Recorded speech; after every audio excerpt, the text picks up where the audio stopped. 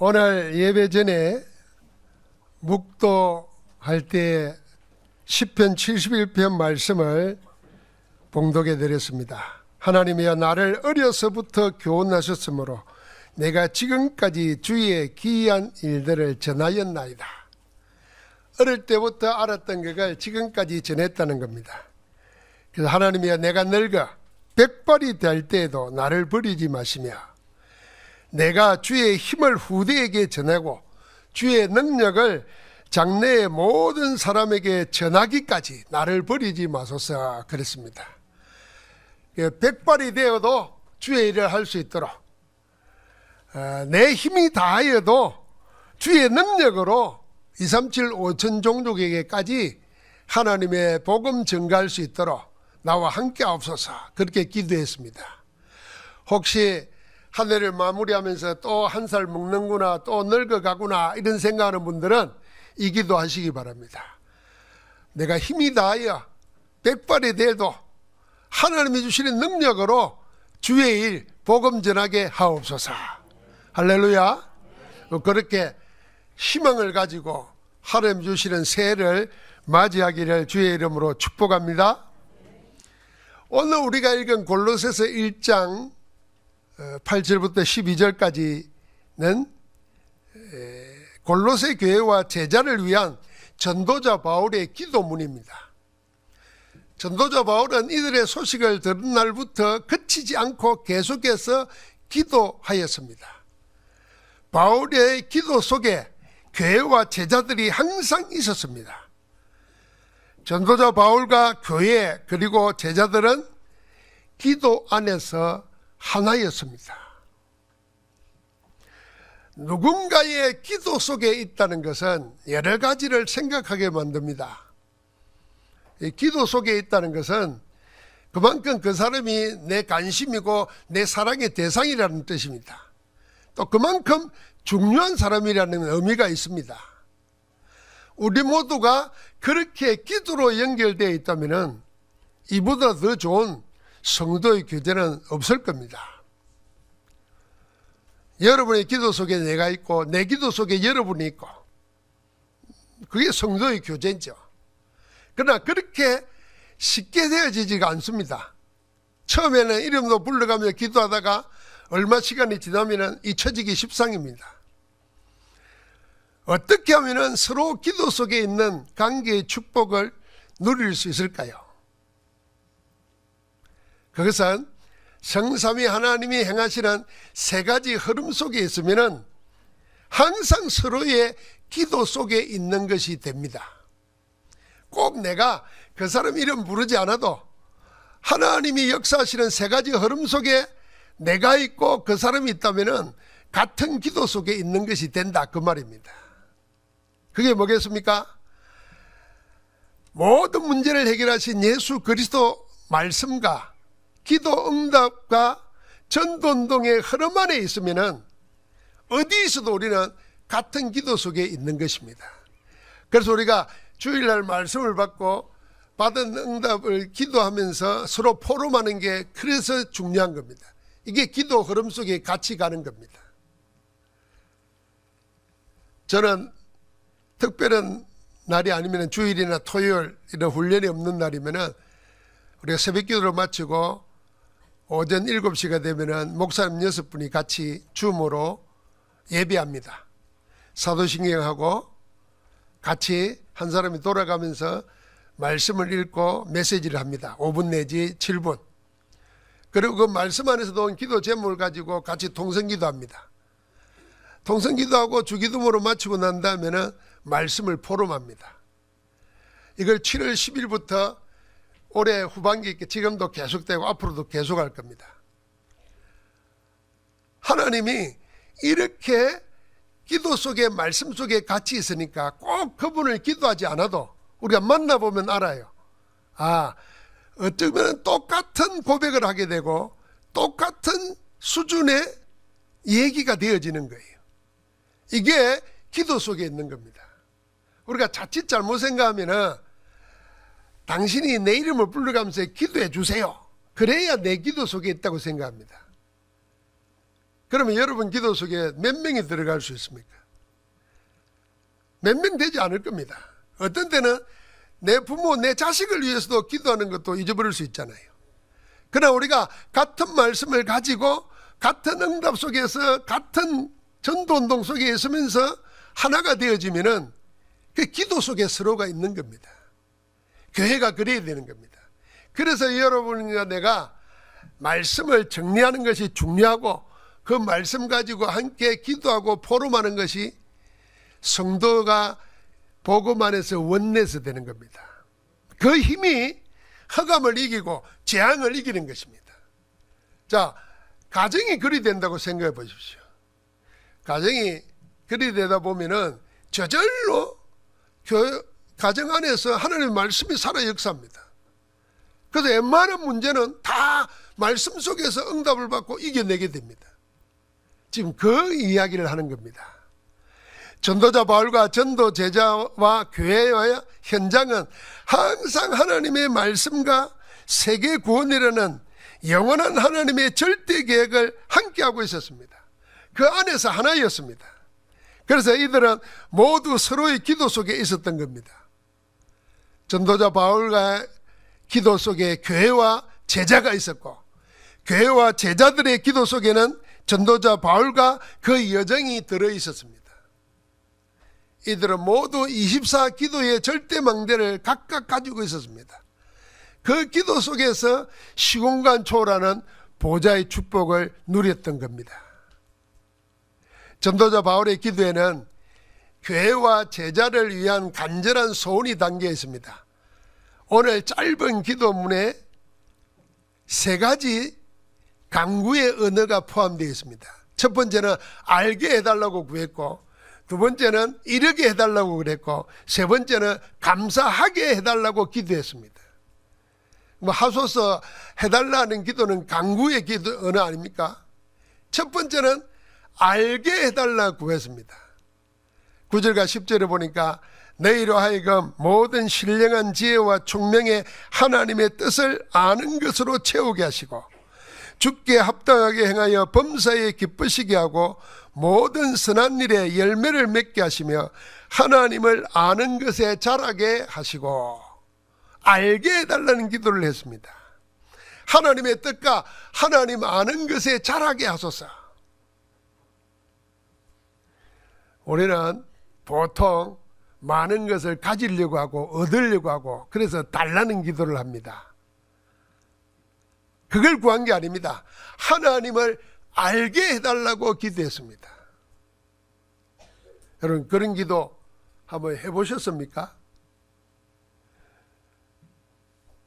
내가 뭘 가지려고는 발부둥 치면서 기도하고, 그런데 내가 누구에게 기도하느냐? 그 하나님이 어떤 분이신가?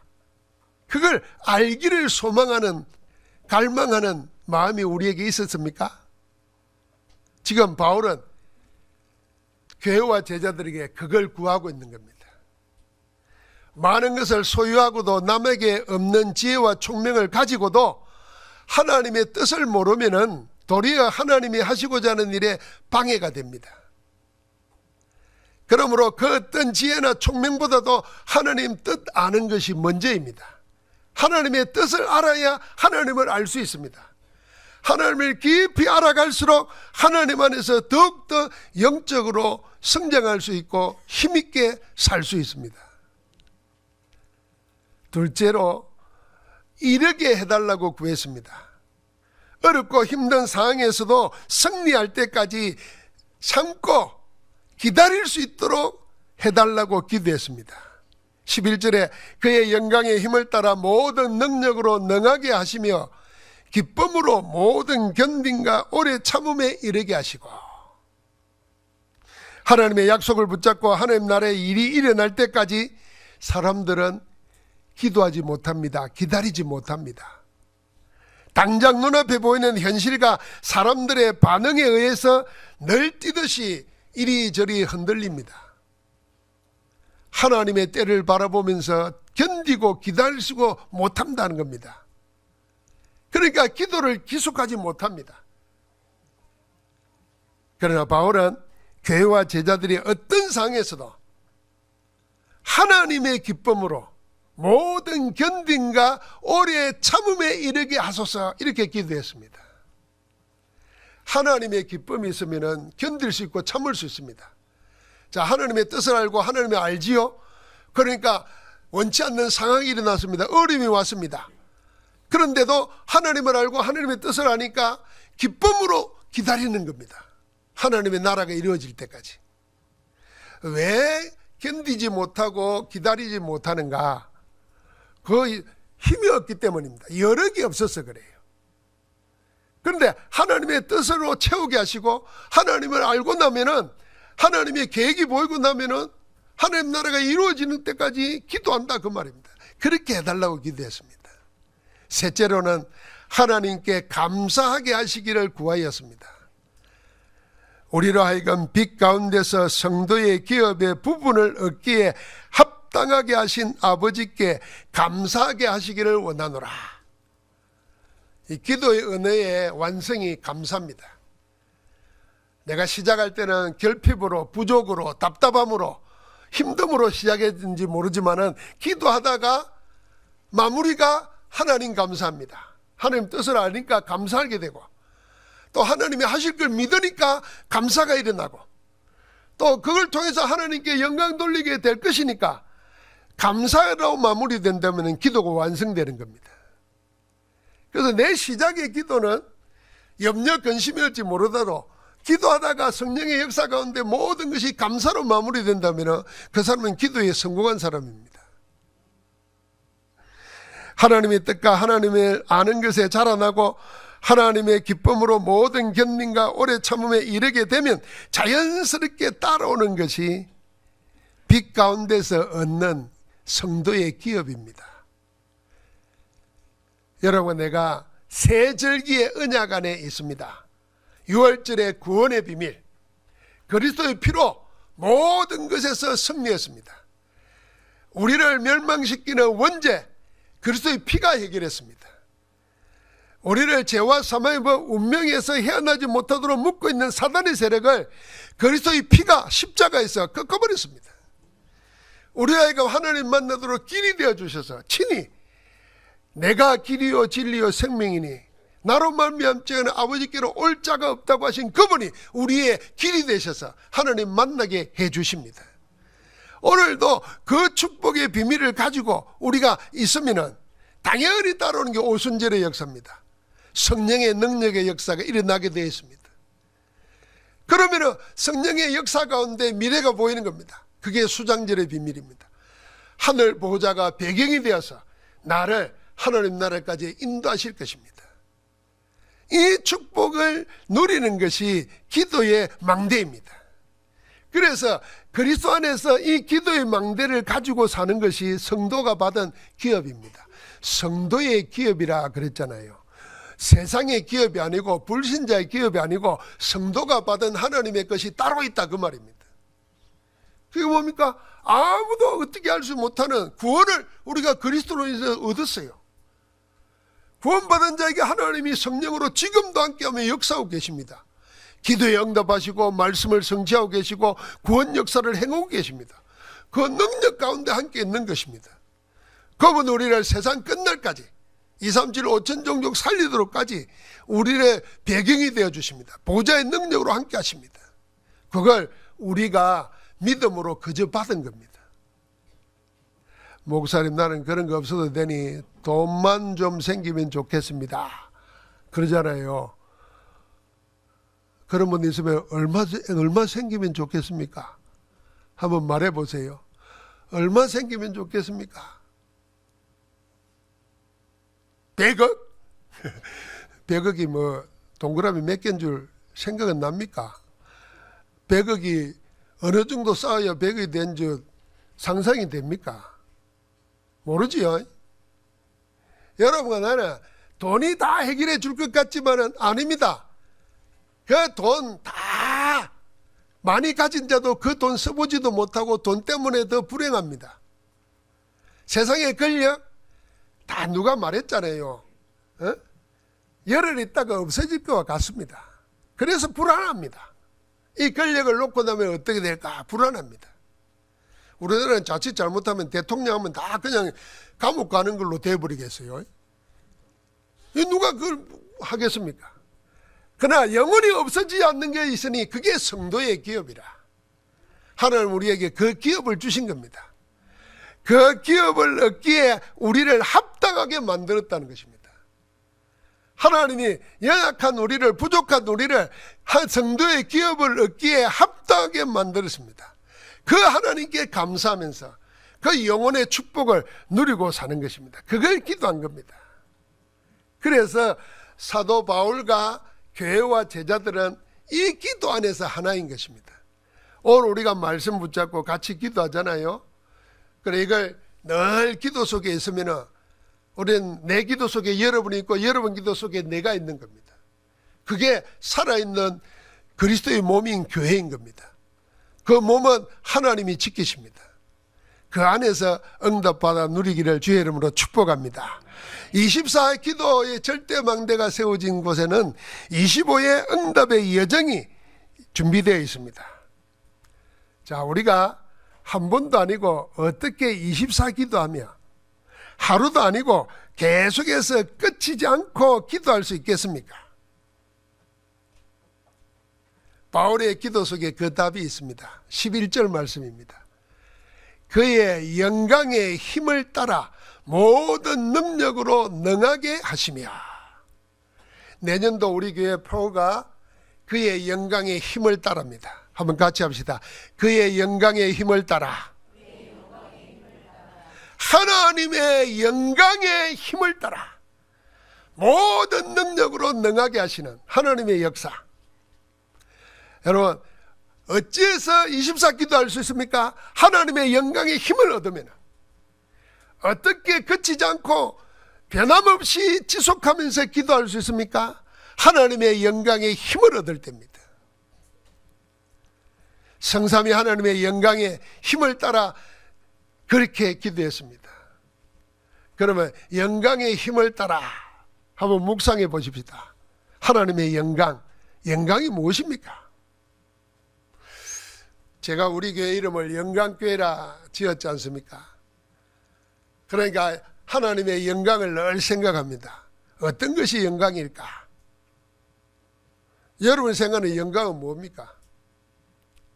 그래서 제가 생각을 해봤어요. 만약에 영광이라는 것을, 하나님의 영광이라는 것을 칼라로 구분하면은 어둠이 영광일까요? 빛이 영광일까요?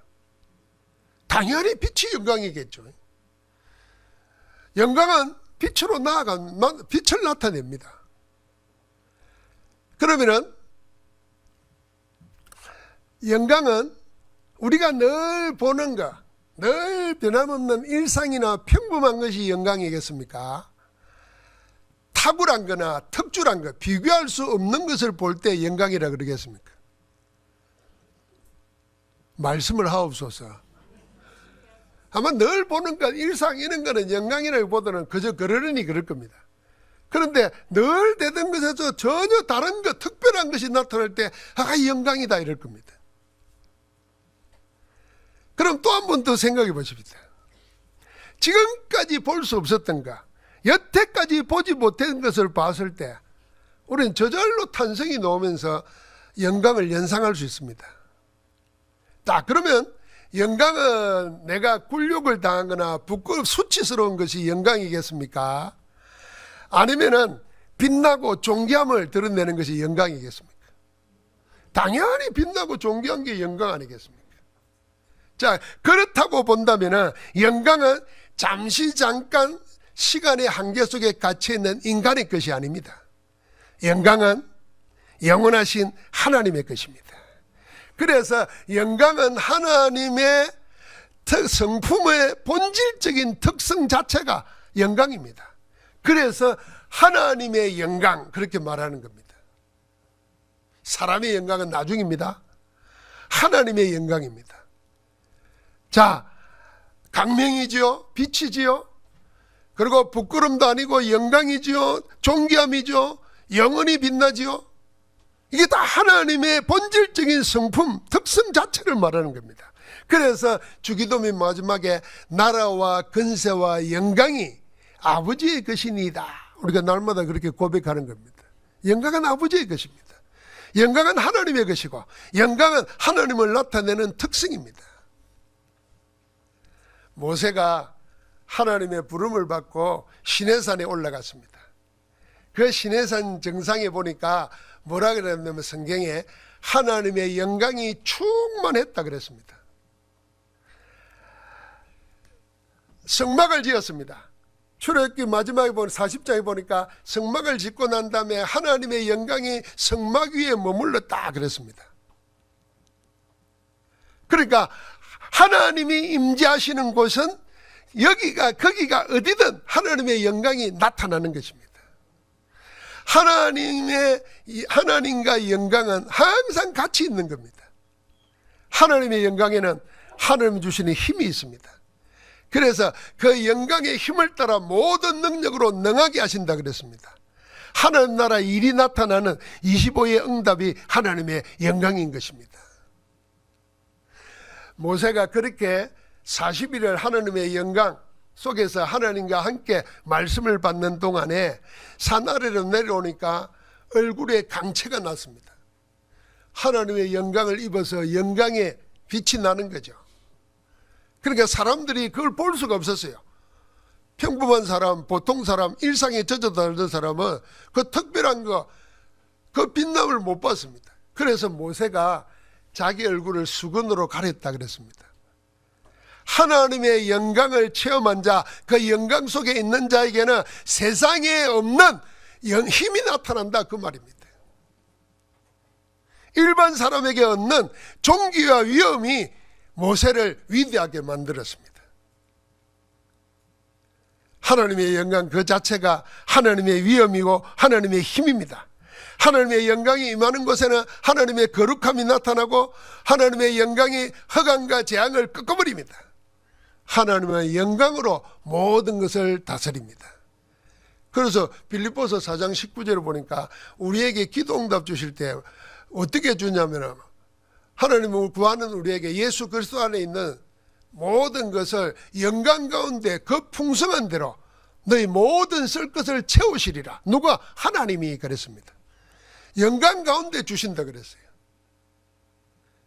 우리에게 하나님의 자녀로서 비굴하게 수치스럽게 모멸감 당하면서 뭘 받는 게 아니라 영광 가운데 하나님이 주신다 그랬어요. 하나님의 영광이 하나님의 능력이고 힘입니다. 이 하나님의 영광을 아는 빛이 예수 그리스도 얼굴에 나타났습니다. 어두운 데서 빛이 비치리라 말씀하셨던 그 하나님께서 그 빛을 예수 그리스도 안에 있는 하나님의 영광을 아는 빛을 우리 마음 가운데 비추셨다 그랬습니다. 그게 고린도후서 4장 3절부터 6절입니다.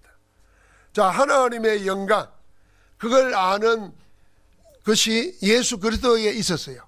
그 예수 그리스도에게 있는 하나님의 영광을 아는 빛을 우리 마음에 비춰주셨다 그랬습니다. 아버지 하나님께서 아들 예수 그리스도에게 주신 영광을 그 아들 예수님은 우리에게 주셨다고 요한복음 17장 22절에 친히 말씀하셨습니다. 영광은 하나님의 것이에요.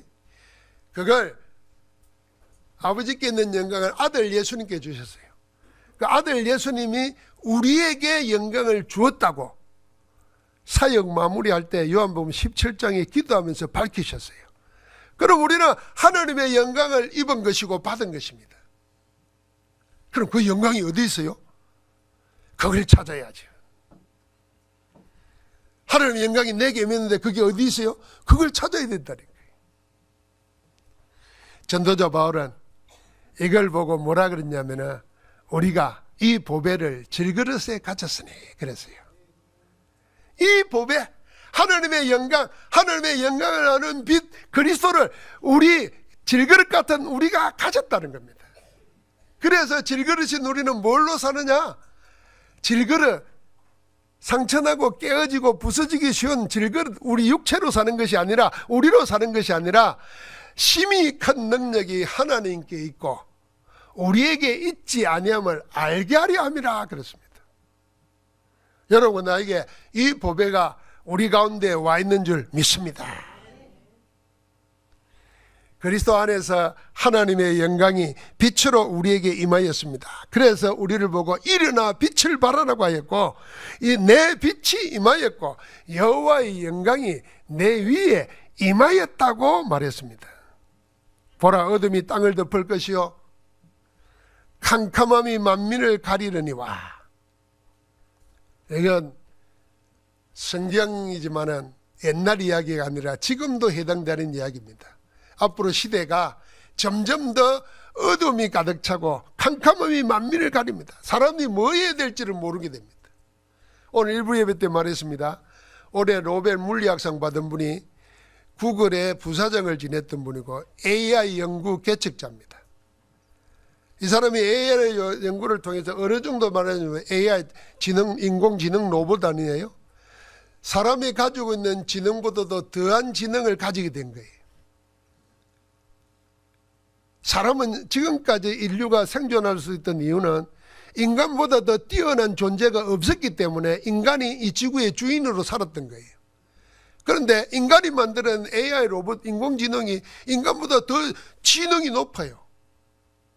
그냥 요새는 어느 정도 하면 사람이 대학원에 가서 석사 박사 되어야 될 정도의 추론을 AI가 다 한다는 거예요.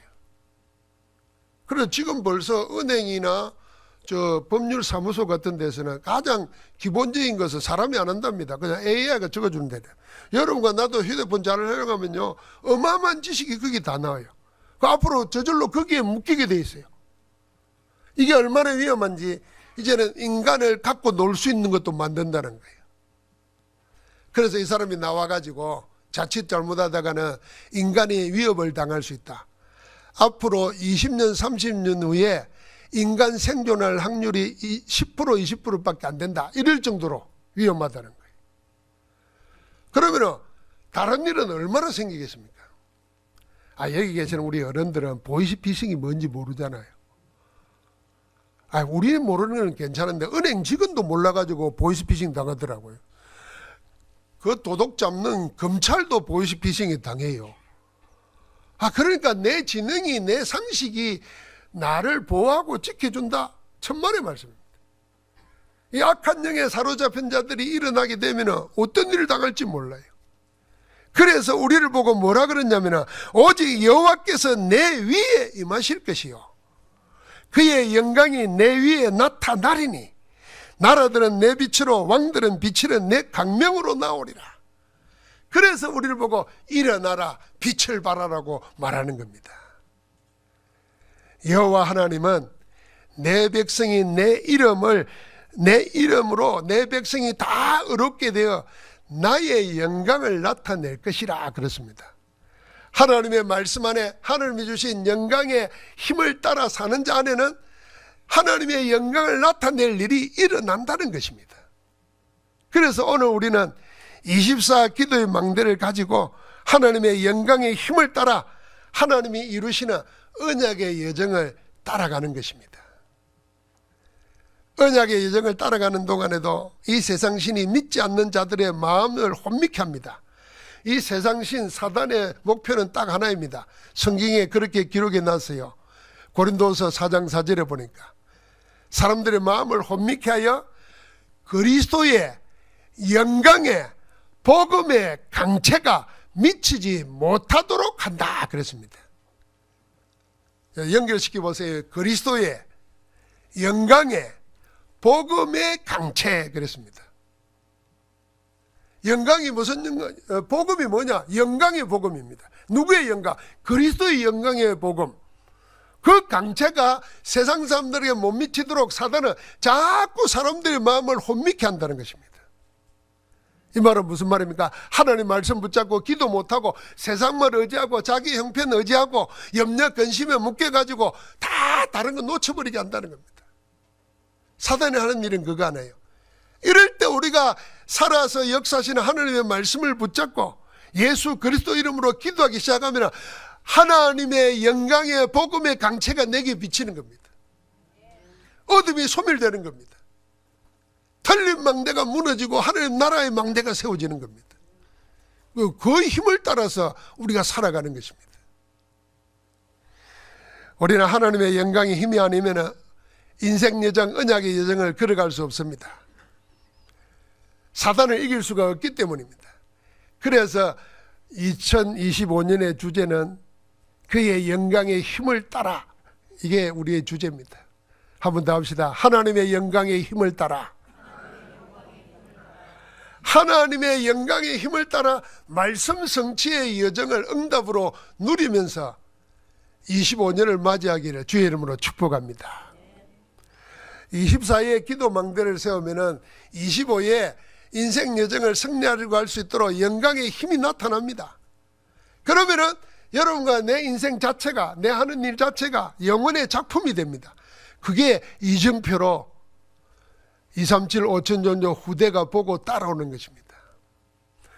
여러분과 내가 위대한 업적을 안 남겨도 가정에서는요, 부모가 어떻게 사느냐가 자식들에게 그대로 본입니다. 우리 부모는 이렇게 생각하잖아요. 우리 자녀들은 나와 같이 않았으면 좋겠다. 이게 모든 부모의 바람이에요. 자식들도 그렇게 말해요. 나는 우리 엄마, 아빠 따라 그렇게 살고 싶지 않아. 저런 사람 되기 싫어. 마음이 있는데 지나놓고 보다 보면은 그대로 가요. 그대로 가. 그래서 제가 표현하면요, 내가 제일 싫어하는 모습이, 제일 원치 않았던 모습이 내한테 나타나요. 여러분 끔찍합니다. 나는 그걸 고등학교 졸업하고 발견했어요. 내가 사춘기 때 제일 싫어하는 모습이 내가 하고 있네? 섬찟하더라고요. 소름이 끼치더라고요. 여러분 거기에서 벗어나야 됩니다. 그래야 우리는 좋은 쪽으로 이정표가 되어야 된다니까요. 길이 뭡니까? 24 기도 망대를 세우고 25 하나님의 영광의 힘을 따라 살 때에 여러분과 나에게도 없던 것, 하나님의 작품이 나타납니다. 그걸 보고 내 자녀들이, 그걸 보고 우리 후대들이, 그걸 보고 237 5천 종족이 따라오도록 새 힘을 얻기를 주의 이름으로 축복합니다. 그래서 우리는 성삼위 하나님이 하실 세 가지 언약기도, 그 언약기도의 주제를 내 것으로 만들어야 됩니다. 첫째는 바꿀 것, 두 번째는 찾을 것, 세 번째는 세울 것입니다. 아마 내년도에 우리가 바꿀 것, 찾을 것, 세울 것, 이미 우리 목사님들은 나한테 글을 올리더라고요. 바체사, 바차세 이렇게 인사를 올렸어요. 아는 사람은 아는 거잖아요. 바꿀 것, 찾을 것, 세울 것, 이렇게 세 인사를 올렸더라고요. 여러분 우리가 뭘 어떻게 바꿉니까? 하나님의 영광의 빛을 따라서 우리는 세 가지 시대의 주역이 되어야 됩니다. 첫 번째는 삼뜰 성전의 주역으로 응답받아야 됩니다.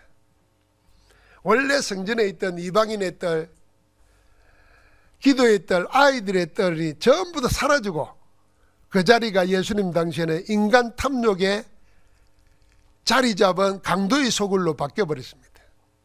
이걸 원래대로 회복하라는 겁니다. 바꾸라는 것입니다. 그래서 예수님의 공생에는 여기가 제일 큰 사역이었습니다. 성전을 청소함으로써 복음을 회복하고 기도를 회복하고 전도 선교를 회복하는 것이었습니다.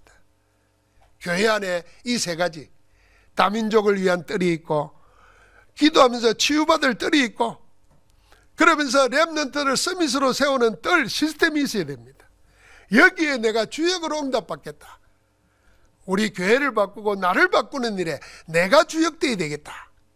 이걸 붙잡고 나가야 됩니다. 두 번째는 금토일 시대의 주역입니다. 여러분 금토일 시대 다음에는 뭐가 있습니까? 월, 하, 수, 목 있습니다. 월, 하, 수, 목, 금, 오전까지 앞으로 우리가 살아가야 될 세상 현장입니다. 무엇으로 살고 무엇이 중심되어야 되겠습니까? 월, 하, 수, 목이 중심이 되어야 되겠습니까? 금, 토, 일이 중심이 되어야 되겠습니까? 물론 우리가 세상 살아가면서 먹고 살려 그러고 일을 하고 살려 그러면은 월, 하, 수, 목이 주가 되어야 되죠. 그런데 여기에 종노릇하지 않고 이것을 끌고 가려면은 금, 토, 일 시대의 주역이 되어야 된다는 겁니다. 금토일시대에 하나님의 주신 것으로 힘을 얻어야 월화수목이 세상의 종로로 타지 않고 세상을 끌고 살릴 수가 있다, 그 말입니다. 저는 지금까지 살면서 신앙생활 하는 분들이 돈이 없다고, 돈이 없으니까 식당에 일 나가고, 그래서 주일도 잃어버리고 신앙도 잃어버리고 살다가 돈은 벌어서 살았는지 모르지만 나중에 몸 다 건강 버리고 진짜 하나님께 누리며 살아야 될 때 아무것도 못하는 거 많이 보고 살았습니다. 이게 월화수목이 주가 되는 것과 금토일이 주가 되는 것과의 차이입니다. 금토일이 주가 돼서 하나님의 주시는 영광의 힘을 얻으면 현장의 세상의 삶을 이끌어가는 자 될 줄 믿습니다. 그래서 내 삶에 금토일 시대 예배가 성공하면 인생 성공하는 겁니다. 이건 절대 명제예요. 그래서 세상의 사단은 이걸 알기 때문에 마지막 때가 되면 모이기를 피하는 어떤 악한 자들의 습관이 자꾸 일어난다는 거예요. 왜 그렇겠습니까? 우리를 세상의 종로로 달라고 그러니까 사단이 자꾸만 못 모이게 만드는 거예요. 여러분, 사단은 그래도 하나님을 못 이깁니다. 그래서 못 모이니까 우리는 어떻게 합니까? 줌으로 모이면 돼요. 비대면으로 모여가지고 날마다 만나고, 여러분 교회만 모이는 게 아니라 집에 가정에 돌아가면서 구역예배로 모이고 말씀 서로 붙잡고 기도하고, 그 아무것도 아닌 것 같지만 그 작은 일이 나를 바꾸고 가정을 바꾸고 세상을 바꿉니다. 여러분, 기독교가 우리나라에 증거된 지 140주년이 됐어요. 우리나라 복음이 들어올 때 제일 첫 번째 순교 현장이 뭔지 압니까?